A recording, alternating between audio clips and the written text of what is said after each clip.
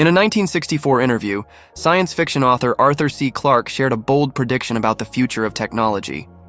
The most intelligent inhabitants of that future world won't be men or monkeys. They'll be machines, the remote descendants of today's computers. Now, the present-day electronic brains are complete morons. But this will not be true in another generation. They will start to think, and eventually they will completely outthink their makers. Fast forward to January 2025, and the idea Clarke envisioned is starting to take shape in a big way. President Donald Trump announced the Stargate Project, a $500 billion initiative to develop AI infrastructure. At the launch, Masayoshi Son, CEO of SoftBank, called it the beginning of our golden age. In a letter to the public, OpenAI, the creators of ChatGPT, expressed their excitement for the project, stating, "All of us look forward to continuing to build and develop AI for the benefit of all of humanity. We believe that this new step is critical on the path and will enable creative people to figure out how to use AI to elevate humanity." The Stargate Project marks a significant shift in our relationship with AI. No longer a far-off concept or science fiction fantasy, AI is now an integral part of the world we live in, shaping industries, economies, and even daily life. But like all powerful technologies, AI comes with both potential for good and risk. In this video, we dive into the darker possibilities surrounding AI's rise.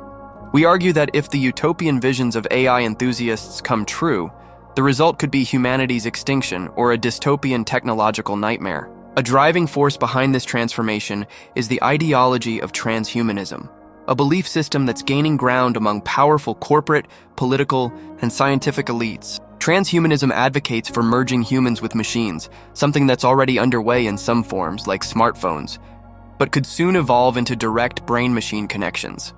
As Joe Allen explains in his book Dark Aeon, Transhumanism and the War Against Humanity, transhumanism is the great merger of humankind with the machine. At this stage in history, it consists of billions using smartphones. Going forward, we'll be hardwiring our brains to artificial intelligence systems. Ultimately, transhumanism is a spiritual orientation, not toward the transcendent creator, but rather toward the created machine. The artificial intelligence developed by companies like OpenAI, Meta, and Google in recent years is considered narrow AI. These systems are designed to excel at specific tasks within defined domains, but lack the ability to generalize their intelligence or apply their skills across different fields without additional training. Take Google's DeepMind system, AlphaZero, as an example. It has become a chess and Go champion, but it is confined to those games and cannot easily extend its knowledge to other areas. Similarly, AI language models like ChatGPT and DeepSeek have demonstrated impressive capabilities, processing vast amounts of information. In 2024, ChatGPT-4 scored in the 99th percentile on the GRE verbal exam and the US Biology Olympiad, showcasing how far narrow AI has come. However, the real ambition for AI developers goes beyond enhancing narrow AI. The ultimate goal is to create artificial general intelligence, AGI. Unlike narrow AI, AGI would possess the ability to operate across various domains, learning, adapting, and mastering virtually anything that humans can, and perhaps even more.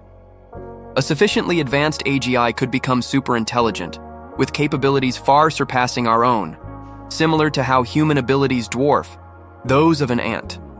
One of its most groundbreaking features would be its ability to improve and replicate itself by writing its own code.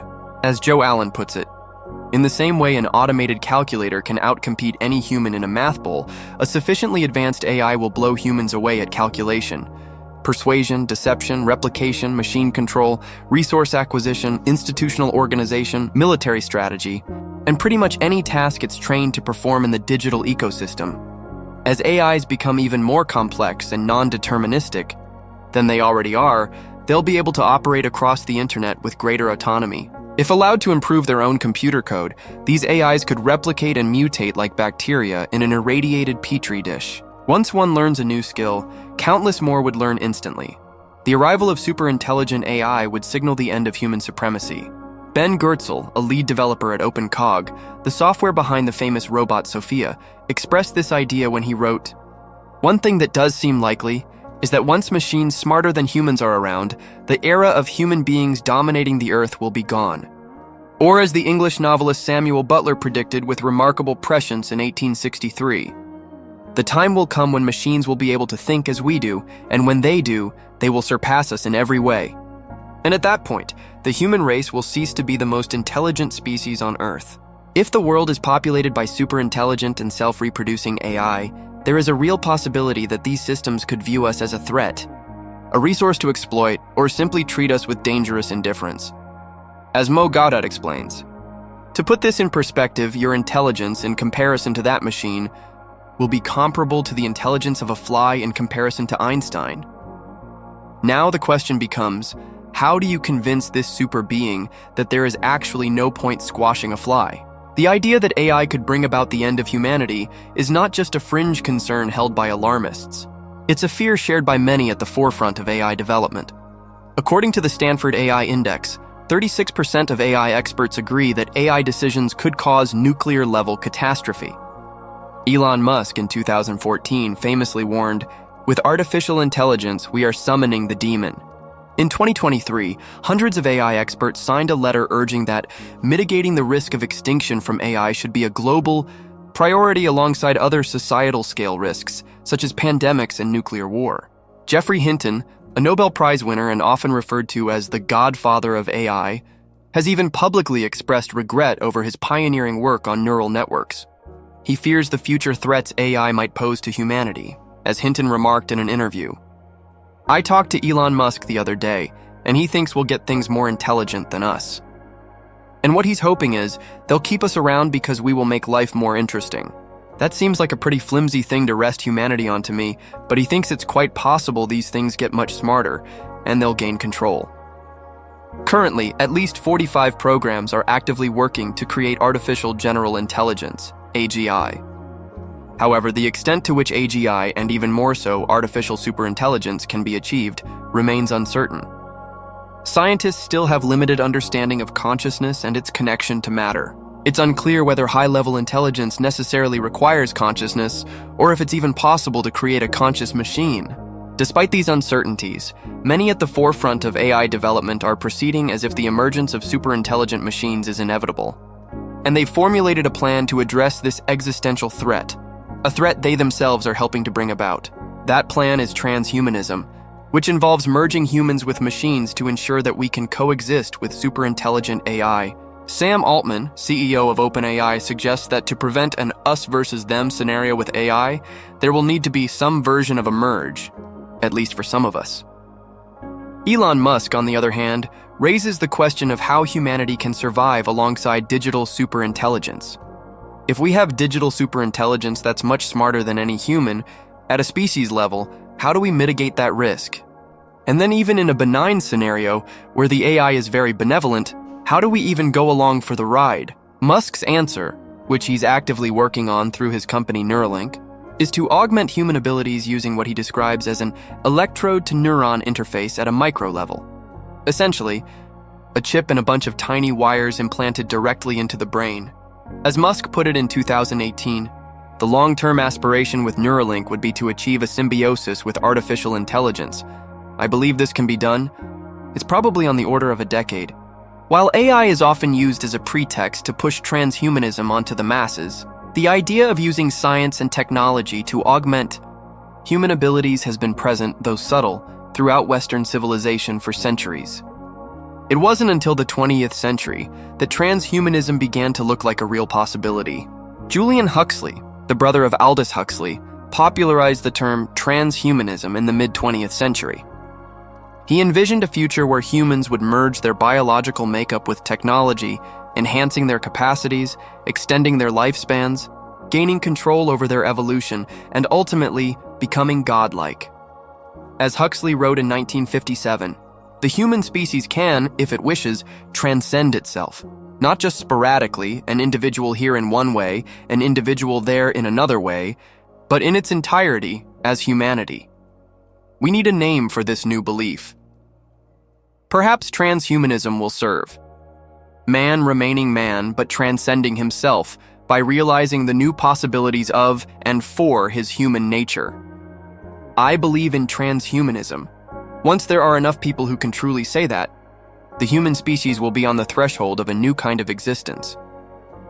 Klaus Schwab, founder and chairman of the World Economic Forum, is one of many global elites who embrace the idea of transhumanism. In his book, The Fourth Industrial Revolution, Schwab argues that we are in the early stages of a transformative, civilizational shift, a transhumanist revolution. He describes this revolution as the convergence of the physical, digital, and biological worlds, where the fusion of our physical, digital, and biological identities becomes central to human evolution. Similarly, Yuval Noah Harari, the best-selling author and frequent speaker at global summits attended by the world's most powerful leaders, businessmen and scientists, wrote, "Techno-humanism agrees that Homo sapiens as we know it has run its historical course and will no longer be relevant in the future, but concludes that we should therefore use technology in order to create Homo Deus, man-god, a much superior model. Homo Deus will retain some essential human features, but will also enjoy upgraded physical and mental abilities that will enable it to hold its own even against the most sophisticated non-conscious algorithms." One of the more outspoken advocates of transhumanism is Ray Kurzweil, the Director of Research and Development at Google. Kurzweil has predicted that by 2045, humanity will reach what he calls the singularity, a pivotal moment when technology is so advanced and humans so integrated with it that a post-human era will begin, marking the end of biological humanity as we know it. While Kurzweil's timeline may be off, as Joe Allen notes, what's most important is his overall vision of technological evolution. By projecting current trends forward in time, Kurzweil lays out a mythos for our future. Or as Kurzweil wrote in his book, "The Singularity is Near." The singularity will represent the culmination of our biological thinking and existence with our technology, resulting in a world that is still human, but that transcends our biological roots. There will be no distinction, post-singularity, between human and machine or between actual and virtual reality. In his book Dark Aeon, Joe Allen notes that former employees of Google have revealed that the entire company is eaten up with dreams of the singularity. One former Google employee, Adrian Tola, goes so far as to call the transhumanist vision of the singularity a cyborg theocracy. According to Elon Musk, Google's co-founder Larry Page even shared with him that his ultimate goal is to create a sort of digital god. In 2021, ex-Google executive Mo Gaudat was equally bold, stating unequivocally, "The reality is, we're creating God." This religious fervor is not limited to those working at Google. A significant portion of the elite in science, business, and politics, and even many in the general public, have embraced transhumanism, to such an extent that it has evolved into a full-blown religion. It's a belief system centered on the idea that humanity must transcend its biological limits through technology, merging with machines to reach a new, godlike existence. An orthodoxy is coming into focus. Its mythos is science. Its ethos is calculation. Its salvific principle is technology. While this is still a heterodox religion, roiled by internal disputes, there are hints of an emerging credo. Above all, transhumanists exalt technology as the highest power. For the starry-eyed inventor, those machines will be the realization of God. One of the ways true believers in transhumanism are trying to win over the masses is by appealing to compassion. According to some transhumanists, merging humans with machines will offer miraculous benefits, allowing the blind to see, the deaf to hear, and the paralyzed to walk again. Companies like Elon Musk's Neuralink and Synchron, which is heavily funded by Jeff Bezos and Bill Gates, have already developed brain-computer interfaces that are being implanted into paralyzed individuals. These devices enable users to type text or control robotic arms using only their thoughts, offering a glimpse into the potential merging of mind and machine. As Joe Allen writes, clearly, there is the obvious benefit of inserting a BCI, brain-computer interface, into a fully conscious but uncommunicative human vegetable, allowing him to speak to his loved ones once again. The catch is that the brain-computer interface won't stop with healing, in keeping with a core transhumanist principle. From healing to enhancement, both Elon Musk, Neuralink, and Tom Oxley, Synchron, have made it clear their ultimate goal is to enhance normal human beings. For many techno-optimists, inevitable progress culminates in a digital implant in every brain, or at least in every brain that counts. For those who think only a small group of fanatical tech enthusiasts would ever accept having a device implanted in their brain, It's worth noting that, according to a 2022 Pew study on AI and human enhancement, around 20% of people said they would consider implanting a computer chip in their baby's brain to allow for faster and more accurate information processing. But brain-computer interfaces are just the tip of the iceberg when it comes to the technologies being developed under the banner of transhumanism. Moderna's chief medical officer, Tal Zaks, has described mRNA technology as a way for scientists to hack the software of life. Meanwhile, an article in MIT Technology Review highlighted how gene editing for the masses could soon arrive through genetic vaccinations, designed to alter a person's DNA to provide lifelong immunity against a wide array of illnesses. The push doesn't stop there. Darkside Bioscience has developed a contraceptive microchip implanted under the skin that releases hormones directly into the bloodstream, and they're now working to get FDA approval. Other technologies, like implantable biosensors, are being promoted as tools to monitor brain activity and personal health markers. In 2020, Microsoft even filed a patent for biosensors that would track everything from eye movements and brain waves to bodily fluids and levels of attention. Ray Kurzweil envisions a future where nanobot swarms move through the bloodstream, monitoring health, delivering drugs, repairing tissues, and even shrinking tumors to nothing.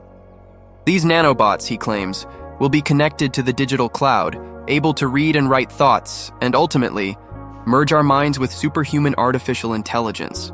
The transhuman shift is accelerating, yet it hovers on the edge of public awareness. The first waves of transhuman products are already being integrated into our institutions and personal lives at warp speed. Most are moderate concerns and oftentimes glitchy, but they're here nonetheless. A few will prove to be revolutionary. As governments and corporations continue to expand their ability to play God, tinkering with human biology and merging man, with machine, their power will soon reach heights that past tyrants could never have even imagined. Klaus Schwab himself put it bluntly at the 2023 World Government Summit in Dubai. Who masters those technologies in some way will be the master of the world. Or as the great British writer C.S. Lewis astutely warned in his 20th century classic, The Abolition of Man, man's conquest of nature, if the dreams of some scientific planners are realized, means the rule of a few hundreds of men over billions upon billions of men. There neither is nor can be any simple increase of power on man's side. Each new power won by man is a power over man as well. Each advance leaves him weaker as well as stronger. In every victory, besides being the general who triumphs, he is also the prisoner who follows the triumphal car. For the power of man to make himself what he pleases means the power of some men to make other men what they please. Although the transhumanist religion is alive and thriving, with its agenda funded by hundreds of billions of dollars, the truth is that no one really knows to what extent these experiments to merge man with machine will succeed or catastrophically fail. Technology, for all its marvels, still has limits. Human biology remains full of mysteries and complexities that science has yet to unravel. Many of the grandest visions of the transhumanist movement may ultimately prove to be nothing more than delusions. Or as Joe Allen puts it, the dream of transcending human nature through machines may be little more than a high-tech fantasy, a Tower of Babel built not toward heaven, but into the void.